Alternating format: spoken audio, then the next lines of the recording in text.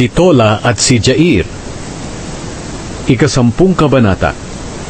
Pagkamatay ni Abimelech, si Tola na anak ni Puwa at apo ni Dodo ang siyang namuno sa pagliligtas sa Israel.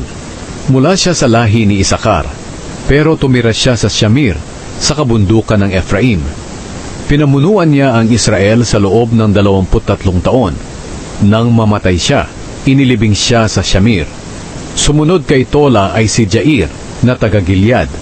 Pinamunuan niya ang Israel sa loob ng 22 taon. Mayroon siyang 30 anak, at ang bawat isa sa kanila'y may asnong sinasakyan. Ang mga ito ang namamahala sa 30 bayan sa Gilead na tinatawag ngayon na bayan ni Jair. Nang mamatay si Jair, inilibing siya sa Kamon. Pinahirapan ng mga Amonita ang mga Israelita. Muling gumawa ng kasamaan ang mga Israelita sa paningin ng Panginoon. Itinakwil nila ang Panginoon at sumamba sila sa mga imahe ni Baal at ni Ashtoreth at sa mga Diyos-Diyosa ng Aram, Sidon, Moab, Ammon at Filisteo. Dahil dito nagalit sa kanila ang Panginoon at pinasakop sila sa mga Amonita at mga Filisteo. At nang taon ding iyon, pinagdusa at pinahirapan nila ang mga Israelita. Sa loob ng 18 taon, pinahirapan nila ang lahat ng mga Israelita sa Gilead, sa silangan ng ilog ng Jordan na sakop noon ng mga Amoreo. Tumawid din ang mga taga-Amon sa kanluran ng ilog ng Jordan at nakipaglaban sa lahi ni Nahuda, Benjamin, at ang mga sambahayan ni Ephraim. Dahil dito labis na nahirapan ang Israel. Kaya humingi ng tulong ang mga Israelita sa Panginoon.